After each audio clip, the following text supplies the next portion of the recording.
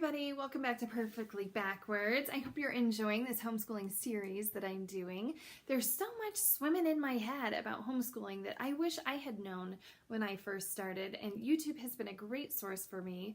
And so I thought, you know what, if you're a mama sitting there pondering the idea of homeschooling, that this is a perfect video for you. Because this is kind of the 5 things that you need to think about right now. If you are considering this, here's just the 5 things that I want you to think about, okay? Number 1, I just want you to immerse yourself in that homeschooling culture. So here's how you do that. You call up all of the friends that you know that have homeschooled. And even if they're not friends, sometimes acquaintances are more willing to help you than your close friends are. So call up those friends, call up those people that you know that are homeschooling your kids, take them out to coffee and just ask every question you have. They are most likely going to be more than happy to share their wealth of knowledge with you. I've only been homeschooling for 8 months, but when somebody asks me questions, I am so excited to share our experience because I have come to absolutely love homeschooling. Best decision by far that we have made for these 2 boys.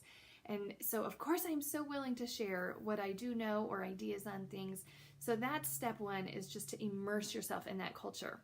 Another way to do that is right here, YouTube videos. You guys, there are so many great YouTubers who share their knowledge and their ideas on homeschooling, and they're fun videos to watch too because you're excited about it and you want to hear what they have to say. Most videos are only 10 to 15 minutes long, and you can sit and watch those back to back. That's totally what I did. YouTube videos, blogs, I just wanted as much information as I could possibly get so that I could start understanding what this new life choice was going to look like for me. So that's step 1, immerse yourself in the homeschooling culture, okay? Step number 2 is take a peek at your state requirements. You're definitely going to want to know what is it that the state requires of you as a homeschooling family. Right off the bat, you might see things that don't look right to you or don't know how you're going to be able to do that. You know, for state of Colorado, it's actually super simple. The state requires a certain number of hours throughout the year and about a 4-hour school day. I want to say not hours, a certain number of days throughout the year. I want to say it's 167, 170, something in there. I do have it written down. I just can't think of it off the top of my head. And then it's about 4-hour school day on each of those days. And then on the odd years, so like 3rd, 5th, 7th, 9th, you need to do a testing and submit it to your school district. So it's pretty simple. So definitely go online and check out what your state requirements are just to familiarize yourself with that. So number 3 is going to be try to think about what your homeschooling style is going to be, knowing full well that it will change as you go. I promise you that your style will change. You'll surprise yourself. You're either going to be not so great in an area that you thought you would thrive in, or you're going to find that you absolutely love an area that you didn't think you would. Part of that, thinking about your style, this is going to sound really bad, and I am fully aware of that, but I try to be 100% transparent and authentic in this channel and how I choose to homeschool our boys.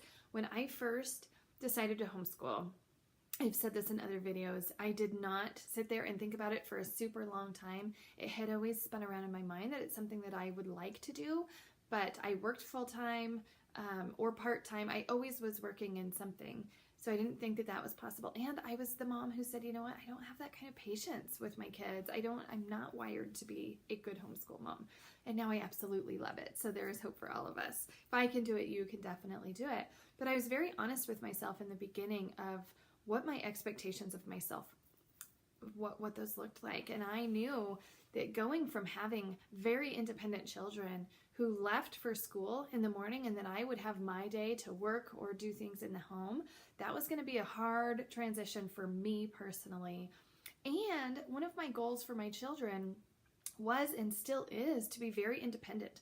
I've always said I want to raise children who are responsible, independent, love Jesus, are hard workers, and they have to find that confidence separate from me. I can't do everything for them. I want them to find that confidence in themselves. And so my struggle was, are they going to come home and then be so reliant on me for everything that they're going to lose some of that independence?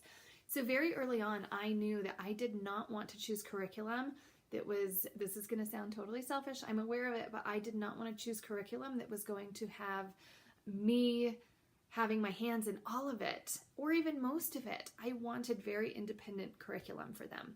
Granted, my kids are 5th and 6th grade, so by that point, it should be more independent. I knew that there would be certain subject that I would have to teach, but if I had to teach all of it, I just knew that that was going to be me setting myself up for failure and frustration, because I didn't want to sit there and teach them all day long.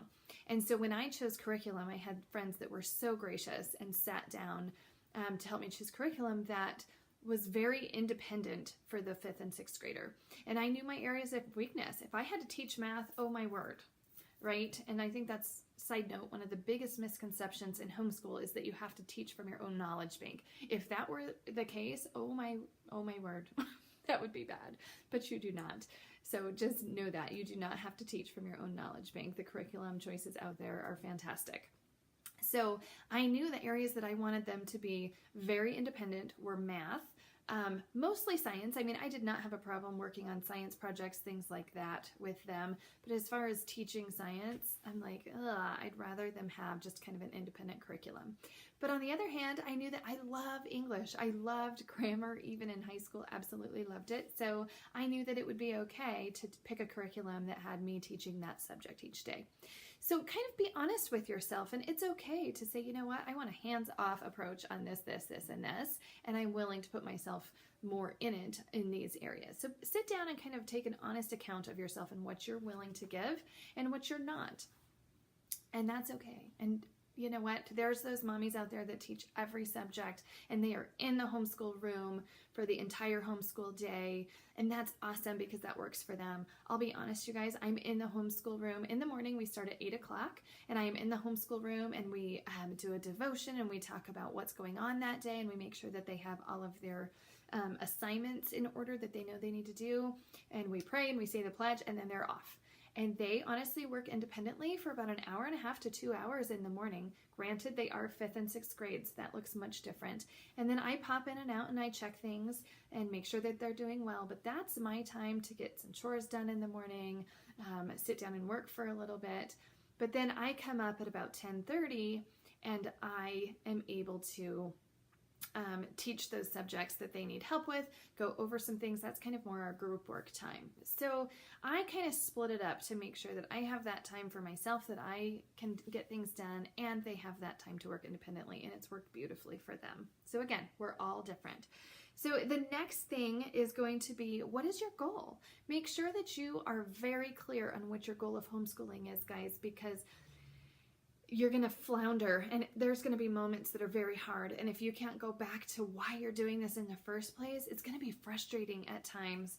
Now, I will admit that in this first year, I have never once looked back. I've never once questioned, oh gosh, should I have done this? Should we have brought them home? I've never questioned that, but there are absolutely days where I just want to pull my hair out and I'm just done.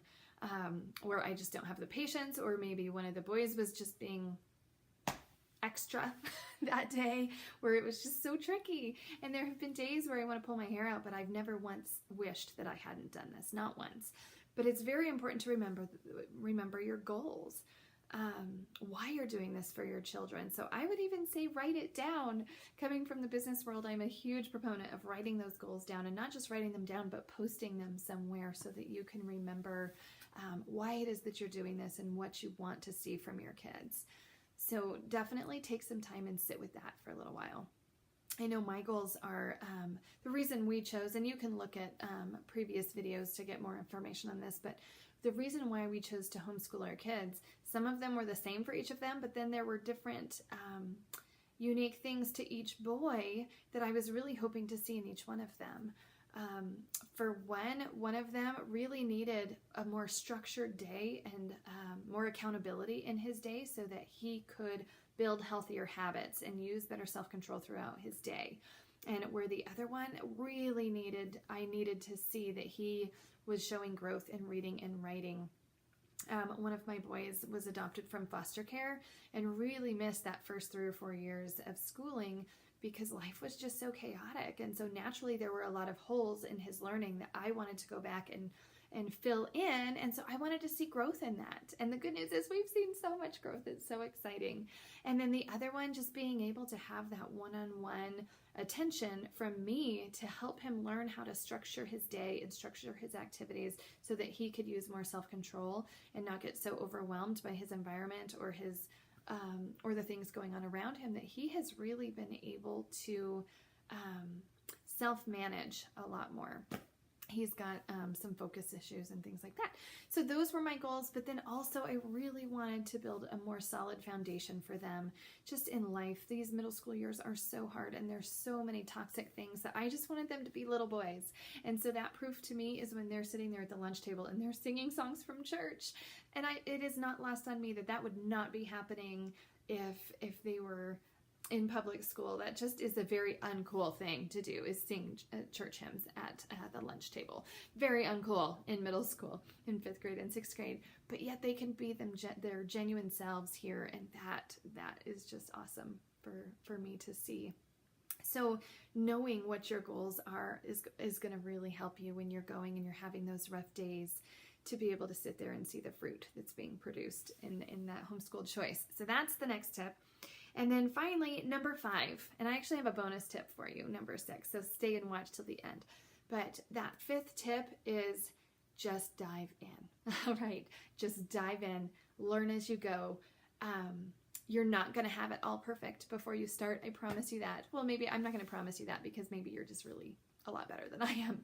But again, we chose to homeschool just a couple weeks before our school year started, and I felt like that first half, actually, who am I kidding? It's March, and I'm still learning as we go on what works, what doesn't. Don't be afraid to change things. Just dive in and learn as you go. The beautiful thing about homeschool is it is so flexible. It is so flexible. And so you might realize very quickly, very early on, that a certain part of your schedule during the day is just not working. You can change that. You can change it depending on whatever's working for your kid. Just dive in and learn as you go. Educate yourself. Ask questions. That's something that I'm still trying to teach my boys, is don't be afraid to ask questions. And you as a new homeschooling mom, don't be afraid to ask questions. I can promise you that we've all had those same questions or are still asking those questions. This is a side note, don't fool yourself into thinking that these kids aren't learning as much as they would be in public school.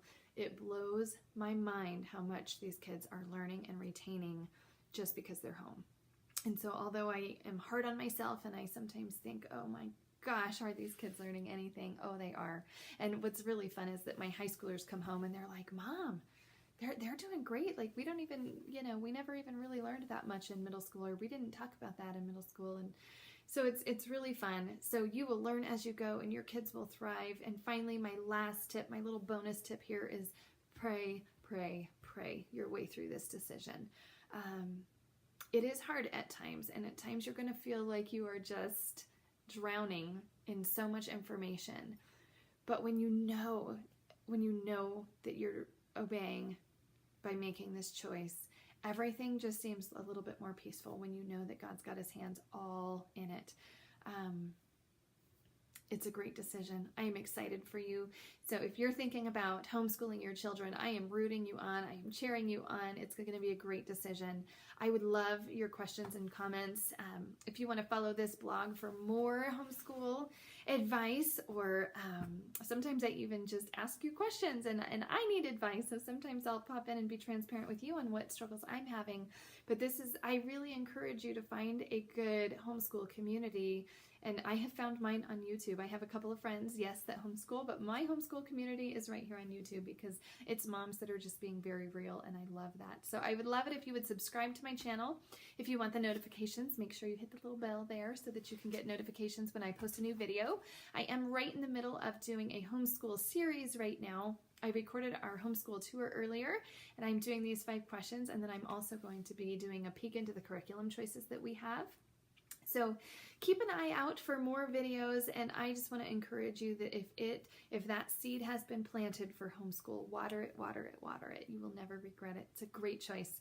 So I hope you guys are all having a wonderful Monday, and we'll chat with you soon.